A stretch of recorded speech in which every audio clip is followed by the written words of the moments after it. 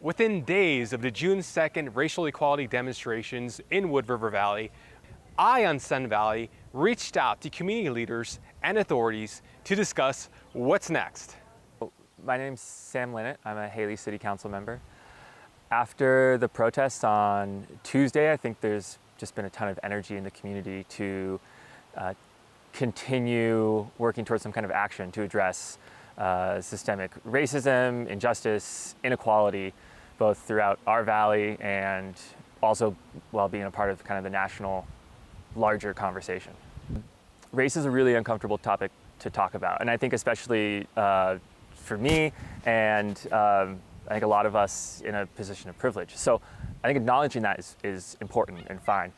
I find the best way to address those conversations is through education, is through learning from individuals, communities, and people that have either dealt with racism or studied racism or worked in racism their whole lives, and actually listen to their stories and their experiences, and also like empirical research about whatever racism or injustice or whatever issue we're talking about. Because when you become educated about the issue, when you learn more about racism, it's easier to have those conversations with people, and then it's easier to recognize what racism is and isn't. I mean, a big realization for me is that with this conversation that we're having nationally about racism right now, it's not about overt racism in as much as it is about systemic racism.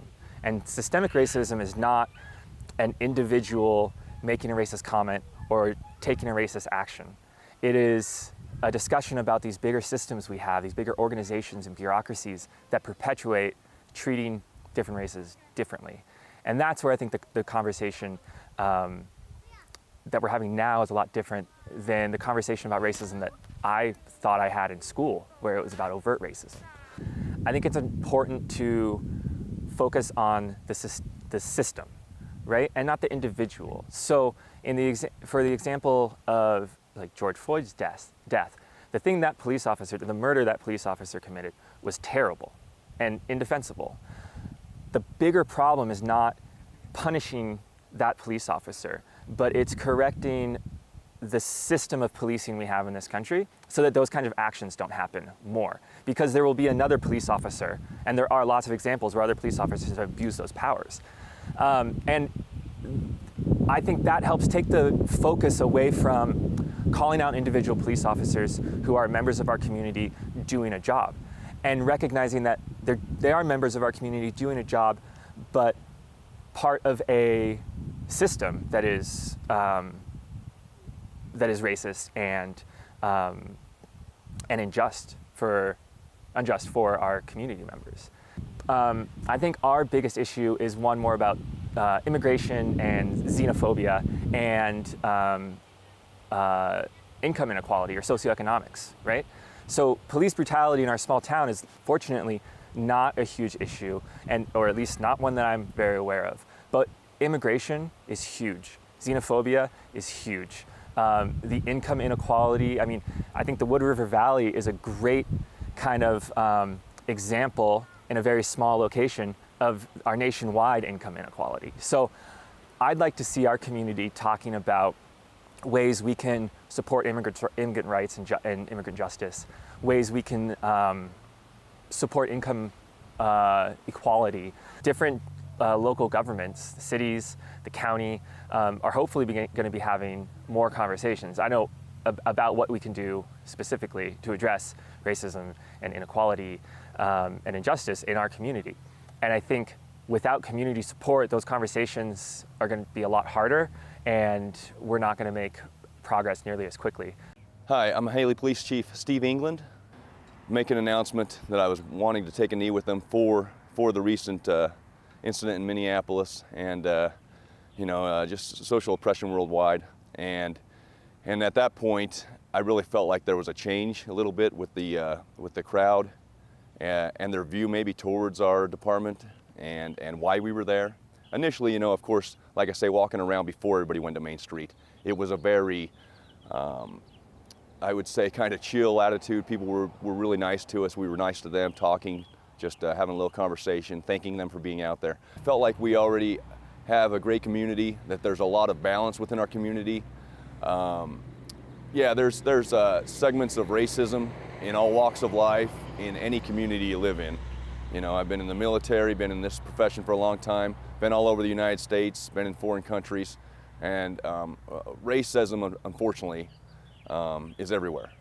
Now, you know, in our community, I would like to think that it is on a lesser level. I'm not naive not to believe that's here, but at the same time, I don't think that event necessarily changed the view of citizens and law enforcement. It might have helped forge that bond that much more with citizens and law enforcement, because we have got a lot of positive feedback since Tuesday night. But overall, I think we have a great community, and I don't see that it made a huge impact in the way it changed the look of law enforcement and citizens and visitors to our community, but it did help make a tighter bond, in my opinion. What we did and any gestures we made from the law enforcement standpoint on that night makes it to where one person wants to call us and feels more comfortable calling us. To me, that's a win. I think from the outpouring of support that we've had, and I don't even think it's even just the taking the knee portion. I know people really feel like that was a symbol, and I'm comfortable with that 60 seconds of taking a knee. And then there was some of our other officers that fell in line, and other officers that still kept the scene secure.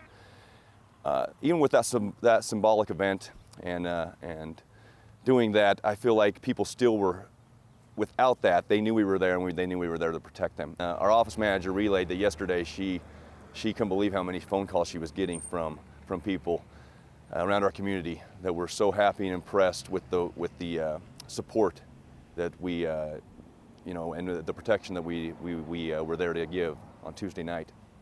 One example that sticks out in my mind, we had a lengthy voicemail yesterday from a local mother that said that her 16-year-old daughter and 13-year-old son came home from the event yesterday, and we're just very grateful, and she says it will last with them forever, that her children felt like it could have been a tense moment at any time during the event, and that the interaction that the police had with them and with all the the majority of the fellow protesters there, they felt like that was something that will stay with them forever.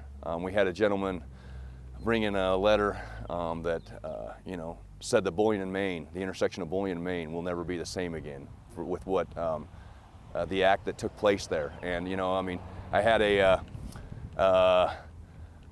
Latina adult female now that used to live here, lives in South Carolina now, and she's successful in her life, a good mother. I've known her since she was at the alternative school, the local high school here, and when I was the SRO, and she shared how I've always been a positive influence and impactful in her life, and there was a lot of those things that I'm a big boy, a grown man, but those things kind of those bring a tear to your eye, and that's what we want. That's what we want as the police department, and that's what we want to reflect out to our community.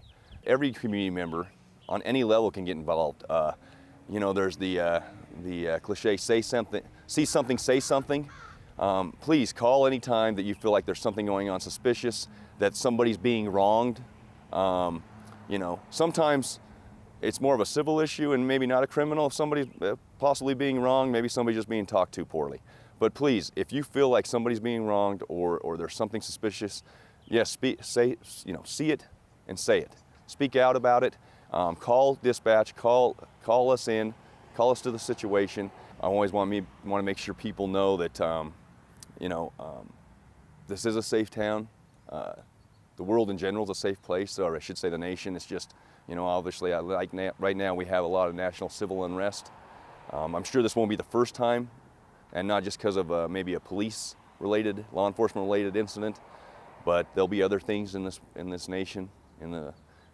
Before I retire in 8 years, there'll be other things that happen, and hopefully we can overcome those obstacles too, as peaceful as we did the other night, and come together as a community and continue to grow as a community and make positive change. So my name is Becky Lopez, and I'm with the Alliance of Idaho, and it's been a couple months since the June 2nd, but the climate is pretty much the same in the community. People are still wanting equality. They don't want any more racism. They want a community that's more united. And even though it's been a couple months, it still feels that way, that the community still wants race-free, more united, and they're more together as a community. Definitely racism. Racism needs to stop, and I think it's everybody's dream that it needs to, it's been too many years, so I think enough is enough. Also, the separation of families when it comes to immigration. That's one big thing that I know that a lot of people from the community are very stressed out about, and it needs to change. And hopefully, if it's not something immediately, it needs to happen in the near future. A lot of people hear the separation of families, but they don't see it. Some people don't believe it, or some people don't think it's as bad as other people make it seem. But it is happening, and it's happening to a lot of families. And I've seen it, and before I used to hear it, and maybe it's hard to believe when you don't see it, but now that I'm involved more and more and I see it, it is real, and it affects a lot of families, especially kids.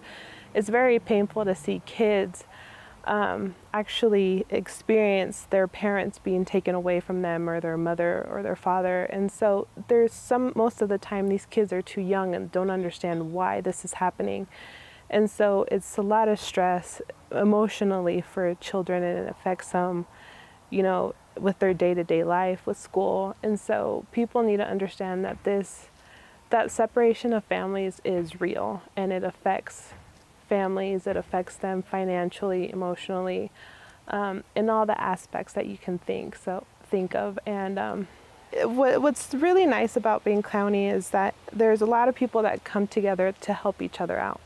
So when you separate a family, when you separate the father who maintains a household, it affects, because then they can't pay rent because the mother either is not working.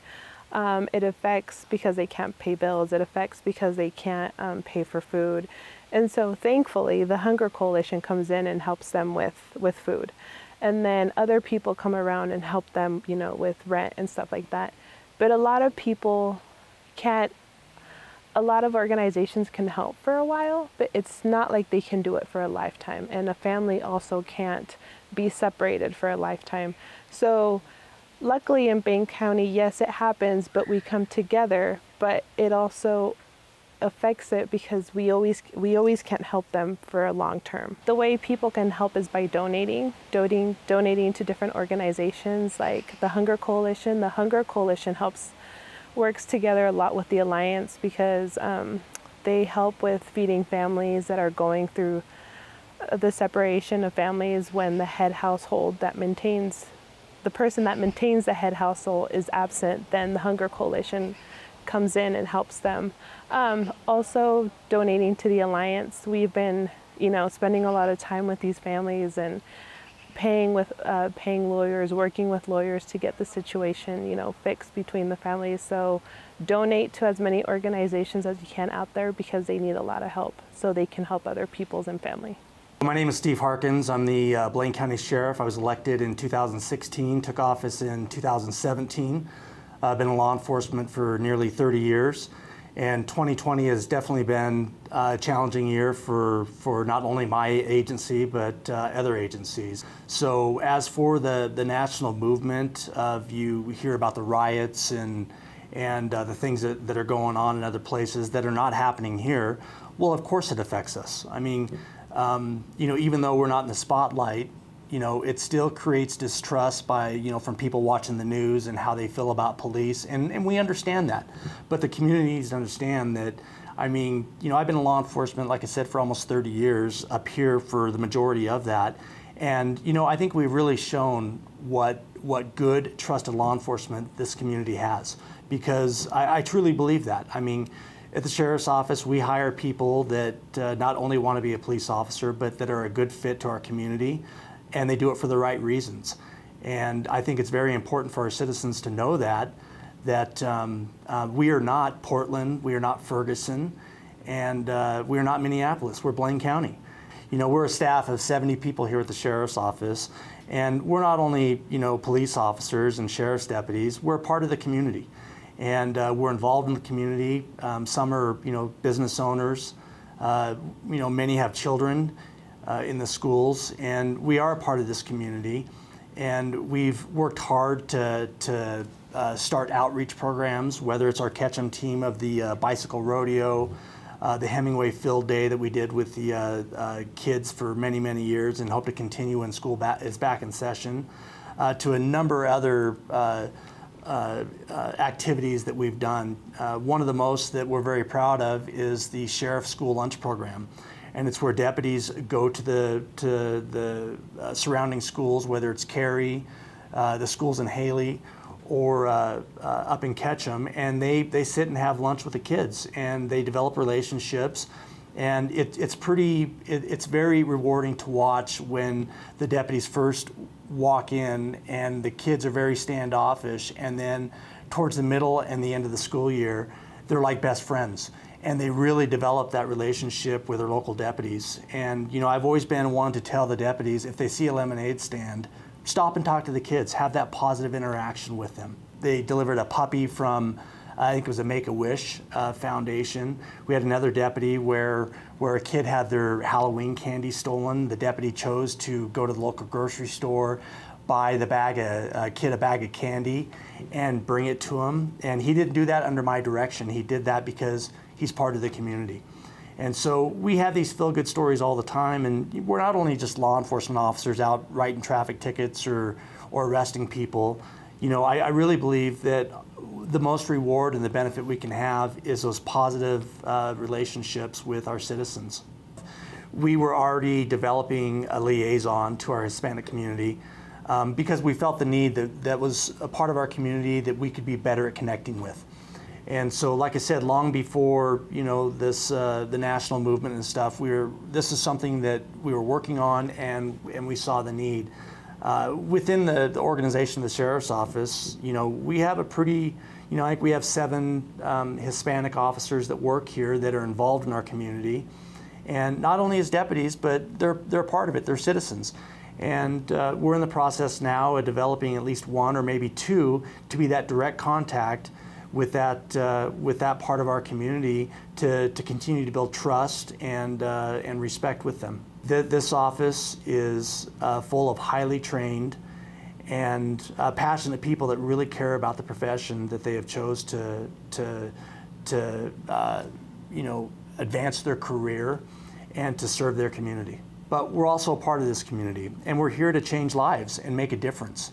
And sometimes, that is for the better. And I've heard stories from my deputies, and I've actually even encountered them myself, to where you'll see someone maybe 10, 15 years later, and they will say, hey, you saved my life. And whether it was, from a drug arrest or, getting them out of a bad situation, we made a difference. And that's why we do this job.